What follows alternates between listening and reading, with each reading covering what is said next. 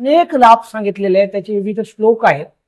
दूध हे जसं की पूर्णान्न दर्जा दिला गेलाय. विविध कारणांमुळे लाईफस्टाईल बदलल्यामुळे टेन्शन्स एवढी वाढलेली आहेत की बेडवर पडल्या पडल्या झोप मला वाटतं 100मध्ये 5% लोकांनाच मिळत असेल. हल्ली ब्लॅक वॉटर नावाची एक क्रेज आहे. 2,500 रुपये लिटर किमान रेट आहे ब्लॅक वॉटर. नमस्कार सगळ्यांना, मी नोकरीवाला यूट्यूबवर आपल्या सगळ्यांचं मनपूर्वक स्वागत करतो. खरं तर आपण डेली ब्लॉग बनवत असतो, फॅमिली ब्लॉग बनवत असतो, परंतु ज्या वेळेला आपण गावी येतो किंवा आपल्याला ज्या काही नवीन गोष्टी दिसतात त्या आपल्या सगळ्यांपुढे मांडणं हे मी माझं काम समजतो. म्हणूनच आजचा हा व्हिडिओ आपल्या सगळ्यांसाठी करतोय. आणि ज्याप्रमाणे आपण थंबनेल बघितलेलं आहे, जंगलात ऑफिस थाटलेला माणूस, अशा व्यक्तीला मला तुम्हाला भेटवायला अत्यंत आनंद होणार आहे. याचं कारण असं आहे की एखादी इंडस्ट्री जेव्हा आपण चालवतो त्यावेळेला रॉ मटेरियल म्हणजे कच्चा माल, प्रोडक्शन म्हणजे उत्पादन, पॅकेजिंग, त्याचबरोबर त्याचं सेल्स, इतक्या सगळ्या गोष्टी एखाद्या टीमला मॅनेज कराव्या लागतात. आणि ज्या वेळेला एक व्यक्ती कच्च्या मालापासून ते अगदी त्याच्या सेल्स सर्व्हिसपर्यंत ज्या वेळेला मॅनेज करतो, ती गोष्ट मात्र आपल्या सगळ्यांसाठी त्या व्यक्तीकडून धडा घेण्यासारखी असते, समजून घेण्यासारखं असतं. आणि या संपूर्ण आपल्याला जे मी सांगतोय त्या संपूर्ण इंडस्ट्रीचं जे रॉ मटेरियल आहे ते म्हणजे गोमाता. आणि या गोमातेच्या आधारावरती अनेक मनुष्यबळाला ज्या वेळेला रोजगार मिळतो त्यावेळेला त्या भागाचा देखील विकास होत असतो. आणि आता आपण थेट भेटणार आहोत शेठ गोशाळा किंवा शेठ कोकण विश्वचे मालक, चालक, संचालक, त्याचबरोबर गोसेवक सचिनजी यांना. खरं तर व्यवसाय चालवणे ही इतकी सोपी गोष्ट नाही आहे. म्हणून तर जगामधले 100%पैकी 95% लोक नोकरीला प्राधान्य देतात, नोकरी करणे पसंत करतात. 5% लोक, हातावर मोजणे इतके लोक व्यवसाय करतात. त्याच्यातली फक्त 1% किंवा अर्धा टक्का लोक असा व्यवसाय करतात की जो देशाभिमुख आहे, आपल्या राष्ट्रहिताचा विचार करणारा आहे. सचिनजी यांची ओळख अशाच प्रकारे एक व्यावसायिक म्हणून मला करून द्यायला आपल्या सगळ्यांना आवडणार आहे. कारण या त्यांच्या व्यवसायाची सुरुवात, जो कच्चा माल म्हणतो, तो सुरू होतोय या गोठ्यातून, या गायीच्या वाड्यातून. त्यांनी सांभाळलेल्या अनेक कोकण कपिला गायी, म्हणजेच कोकणामध्ये जी राहणारी गायीची खरी प्रजात आहे, याच्याबद्दल आपण ऐकूया. आणि त्याचबरोबर हा जो गोठा आहे, या गोठ्यामधून सुरू होणारं आणि ते सेल्स पर्यंत हा यांचा व्यवसाय कसा जातो हा सरांकडून समजून घेणार आहोत. त्यांना विनंती करतो की या संपूर्ण व्यवसायाची आपण माहिती द्यावी. खर तर गोमाता ही आपली आई आहे असं वेदांमध्ये सांगितलं गेलं. आणि गाय ही सर्वाधिक उपयुक्त प्राणी आहे मनुष्य जातीला, असं सायन्सचा अभ्यासक सुद्धा, जो डोळस आहे, तो आता मान्य करतो.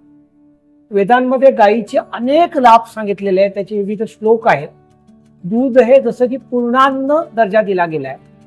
आणि आता पाश्चात्य अभ्यासकांनी सुद्धा हे सिद्ध करून आंतरराष्ट्रीय आरोग्य संघटनेकडून सुद्धा हे वदवून घेतलंय की दूध हा एकमेव असा आहार आहे की त्यात सगळं काही आहे, सगळे क्षार आहेत, व्हिटॅमिन्स आहेत वगैरे वगैरे. ह्याच्याशिवाय जे गोमातेचं मूत्र आहे, ज्याला आपण गोमूत्र असं म्हणतो, ते गोमूत्र धन्वंतरी आहे. म्हणजे असं वेदांमध्ये म्हटलं गेलंय, गोमय वसते लक्ष्मी, गोमूत्रे धन्वंतरी. तर अनेक रोगांवर औषध हे आपल्यामध्ये गोमूत्र आहे. जसं की गोमूत्र असं सिद्ध झालंय की शरीरामध्ये गेल्यानंतर स्वतःहून ते शोधतं कमतरता काय आहे, कसली आहे, त्याची अपूर्ती ते करतं. आणि जे जास्त आहे त्याची कमी ते करतं. असं बरोबर शरीराला कंट्रोल करण्याचं काम, समतोल करण्याचं काम गोमूत्र करतो. आपला पीएच 7-8-6च्या दरम्यान असतो. गोमूत्राचा पीएच सुद्धा 6-7-8 असतो त्याच्या भूगोलामध्ये. हे जे दूध आहे, कोकण कपिला ही गाय गोमूत्र प्रधान गाय आहे. याचा अर्थ काय की दूध कमी देते, गोमूत्र देते नेहमीच्या प्रमाणे देते. इतर गायींच्या तुलनेने गोमूत्र सुद्धा कमी देते. बरोबर. मात्र आमचं गोमूत्र प्रचंड क्वालिटी असतो, आमचं दूध पण प्रचंड क्वालिटी असतं. तर दुधाचे आम्ही 2 प्रकार करतो. एक तर आम्ही तूप करून त्याचं पंचगव्य तुपामध्ये रूपांतर करतो. तर बघा, ह्या गोठ्यामध्ये एकही गाय नाहीये, एक फक्त नंदी आहे. बरोबर.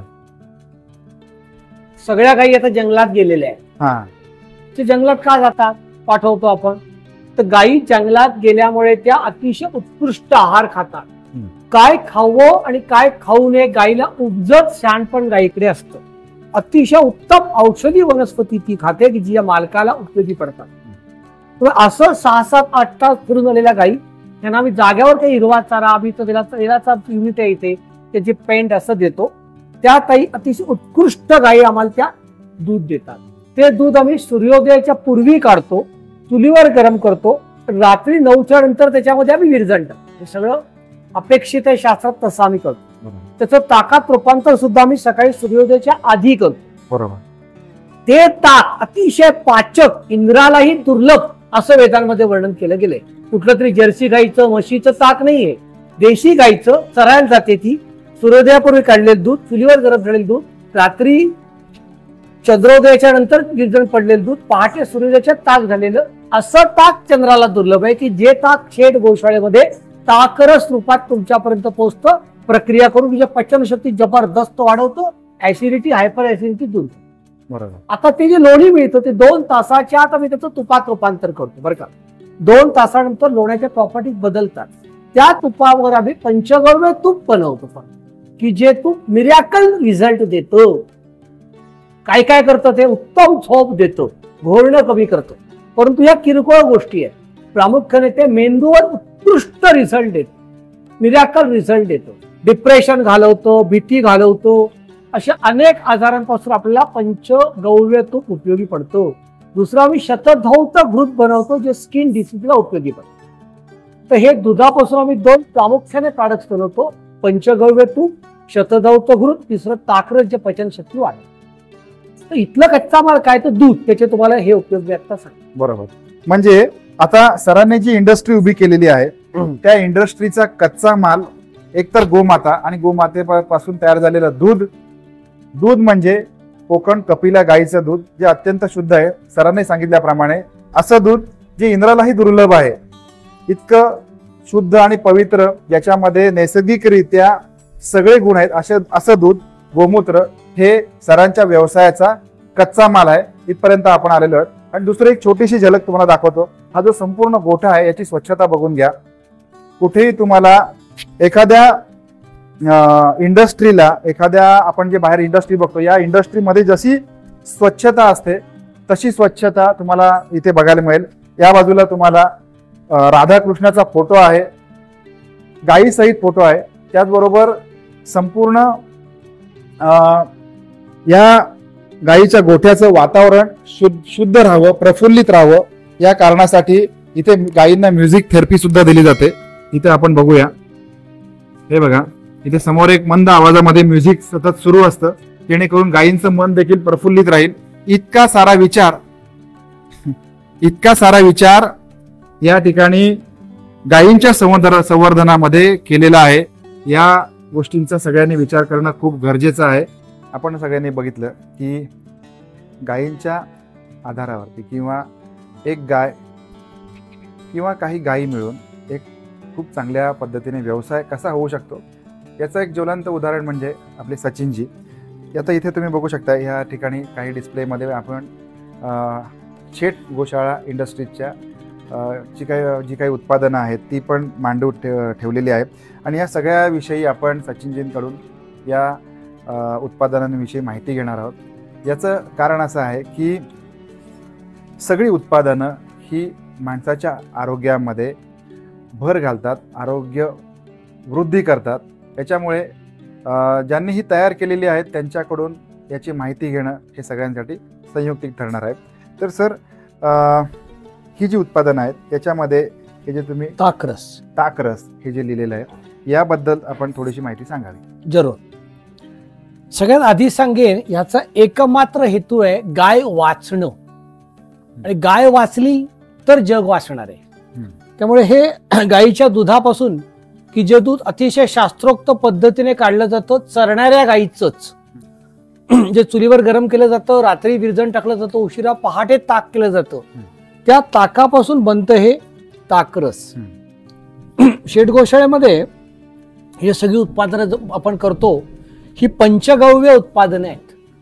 पंचगव्य म्हणजे काय, तर गोमातेपासून जी 5 गव्य मिळतात, दूध, गोमूत्र, गोमय, दही आणि तूप, या 5 गव्यांना एकत्र करून किंवा पैकी कुठलं तरी एक घेऊन जे बनतं ते ताकरस आहे आमचं एक उत्पादन, की जे पचनशक्ती जबरदस्त वाढवतं, ऍसिडिटी दूर करतं, हायपर ऍसिडिटी सुद्धा पळवून लावतं, IBS वर काम करतं, अपचन दूर करतं किंवा कुठलीही पोटाची समस्या 100% दूर करतं.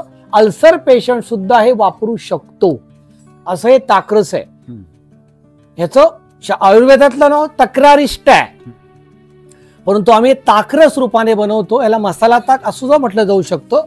पण ह्याच्यामध्ये जी मसाले आहेत ते मीठ आहे प्रामुख्याने, 5 प्रकारची लवण, मीठ आणि अनेक वनौषधी आणि मगाशी वर्णन केल्याप्रमाणे बनलेलं ताक, या मिळून बनतं ताकरस, की जो बोलल्याप्रमाणे पोट विकार समूळ उच्चाटन करू शकतो, तेवढी क्षमता बाळगून तो आहे. त्याचबरोबर आता हे जे तुम्ही पंचगव्य धृत, बरोबर ना, मी चुकत नसेल तर धृत शब्द आहे, पंचगव्य धृत हा जो शब्द आहे किंवा हे जे उत्पादन आहे याच्याविषयी थोडीशी माहिती दिली तर बरोबर. मला जर कोणी विचारलं एका शब्दात सांगा, मी सांगेन मिरॅकल. अजिबात अतिशयोक्ती मी करत नाहीये. मिरॅकल प्रॉडक्ट आहे शेड गोशाळेचं पंचगव्य घृत. परत स्टोरी तीच येईल की दूध देशी गायचं, ते स्वतः चरणाऱ्या, दिवसभर पण पहाटे काढलेलं, रात्री विरजण टाकलेलं, सकाळी सूर्योदयाच्या आधी ताक केलेलं आणि लोणीचं 2 तासाच्या तूप केलेलं. आता ते तूप प्रक्रिया करून, हे तुम्हाला सोलर दिसतंय पॅनल इकडे, तर ह्या सोलर पॅनलवर किंवा डायरेक्ट उन्हामध्ये असं हे दूध तूप आटवून आटवून आटवून जे बनतं ते पंचगव्य घृत आहे. बरोबर. आता याचा वापर कशासाठी किंवा कसा करणार वापर, त्याचबरोबर उपयोग काय आणि याचे काय काय फायदे होणार आहेत हे सांगा. मी बोललोच आता की मिरॅकल. आता काय नेमकं, तर लोकांना झोपेची समस्या आहे सध्या. विविध कारणांमुळे लाईफस्टाईल बदलल्यामुळे टेन्शन्स एवढी वाढलेली आहेत की बेडवर पडल्या झोप मला वाटतं 100 5% लोकांनाच मिळत असते. 95% लोकांना एक तर उशिरा झोप लागते, त्यात 20% लोकांना तो लागतच नाही. तर उत्कृष्ट झोप लागायला हवी असेल, आमचं पंचगव्य घृत नाकामध्ये 2-2 थेंब टाका, दोन्ही नागपुडीमध्ये. याची प्रोसिजर अशी आहे, पूर्ण आडवं व्हायचं बेडवर, उशी काढायची मानेच्या खालची, उशी नाही ठेवायची, आणि इथे आणि इथे 2 थेंब 2 थेंब. त्याला एक्स्ट्रीम आजार आहे, थोडा जास्त 4-4 थेंब टाकावे. सगळ्यांनी 4-4 थेंब टाकले तरी काही त्रास होणार नाही, असा त्याचा रिझल्ट आहे. हे झालं झोपेचं. घोरण्याची समस्या असते ती सुद्धा याच्यामुळे दूर होते. तर मी तर असं म्हणतो, झोप आणि घोरणं जाणं खूप किरकोळ आहे कोणासाठी, पंचगव्य घृतसाठी. जसं एखाद्या इंटरनॅशनल क्रिकेट मॅच मध्ये 5-25 रन्स काढणं सचिन तेंडुलकर साठी किरकोळ होतं, सेंचुरी काढायचं होतं, तसं ह्याचा काय उपयोग आहे, तो मेंदूवर जबरदस्त उत्तम परिणाम प्रभाव याचा होतो. तुमची मिरगी, बेशुद्ध चक्कर येणं हे कमी होऊ शकतं. डिप्रेशन मध्ये लोक जातात, डिप्रेशनवर तात्कालिक इलाज आहे पंचगव्य घृत वापरणं. मानेच्या वरच्या सगळ्या अवयवांना दीर्घकाळामध्ये फायदा हवा असेल हे वापरायचे. चिडचिड होते, ब्लड प्रेशर कमी जास्त झाल्यामुळे तोटा होतो, शरीराची आगाग होते, चीड होते, अशा वेळेला पंचगव्य घृत वापरायचं. कसं वापरायचं, मगाशी बोलल्याप्रमाणे आडवं होऊन 4-4 थेंब नाकात टाकायचे. तुम्ही असा प्रश्न विचाराल, मी ऑफिसमध्ये आहे आणि मला एकदम टेन्शन झालंय, हायपर टेन्शन झालंय, ऑफिसमध्ये कुठे झोपू, कुठे नाकात टाकू, काय काळजी करू नका. हे पंचगव्य घृत तुम्ही हातामध्ये घ्या, बॉटल, आणि ही बॉटल हातामध्ये घेऊन दुसऱ्या हातावर तुम्ही ड्रॉप टाका. ते 2-2 थेंब तुम्ही ड्रॉप टाकलेत त्याचे, की त्याच्यानंतर ही बाटली आहे ही, तर हे असं येतं. हे 2 थेंब मी घेतले, 2च थेंब घेतले बरं का. दुसरं बोट घेतलं, मी दाखवतोय का, याचा तुम्हाला उपयोग होईल ज्याला इश्यू आहे, ज्याला ऑफिसमध्ये चिडचिड होते, हायपर टेन्शन येतंय किंवा डिप्रेशन मध्ये जातोय, भीतोय, त्यांनी काय करायचं, असं हातावर घेतले 2 थेंब, बोटाला लावले, इथे लावले,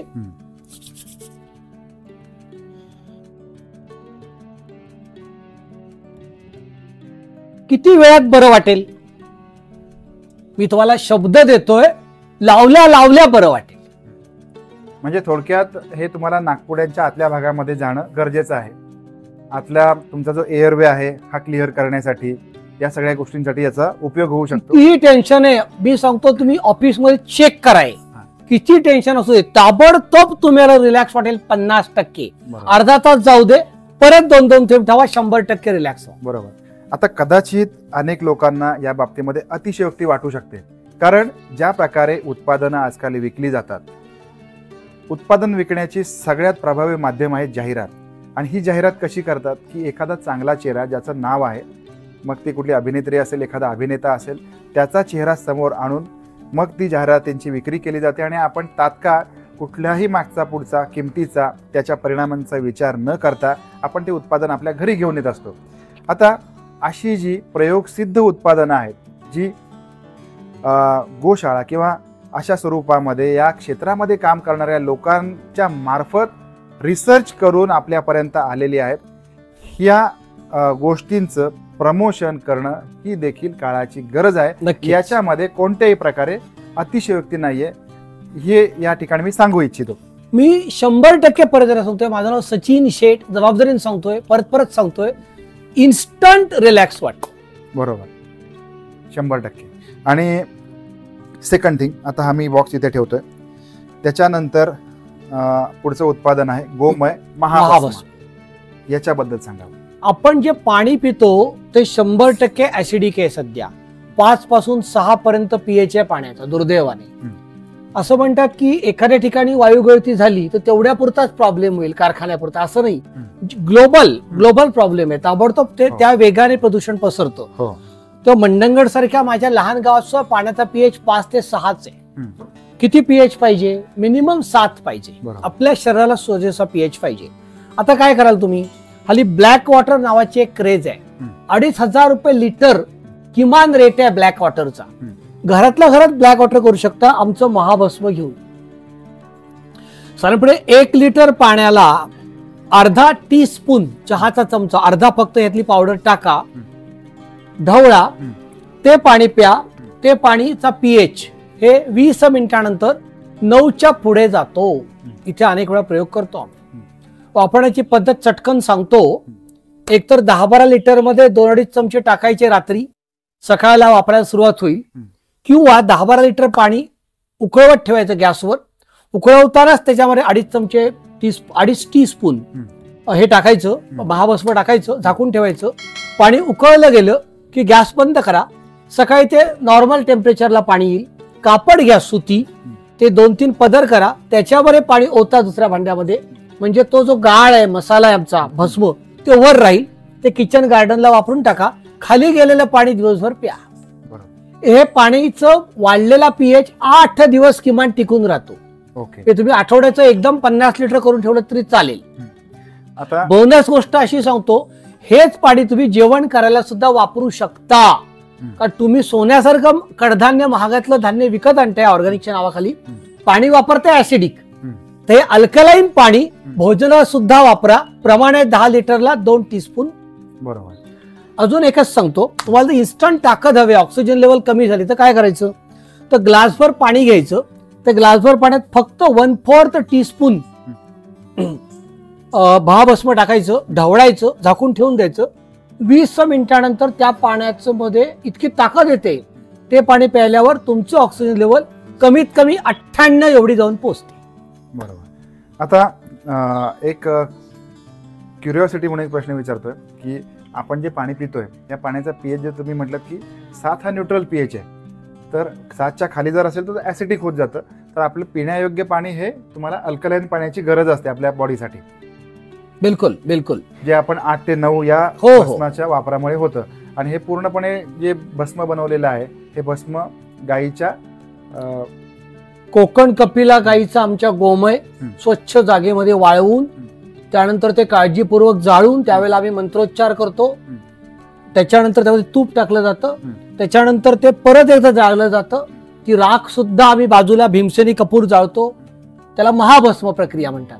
मग ते चाळून बिळून घेऊन वापरलं जातं. बरोबर, म्हणजे ही अशी इतकी मोठी प्रोसेस आहे एक उत्पादन बनवण्याची.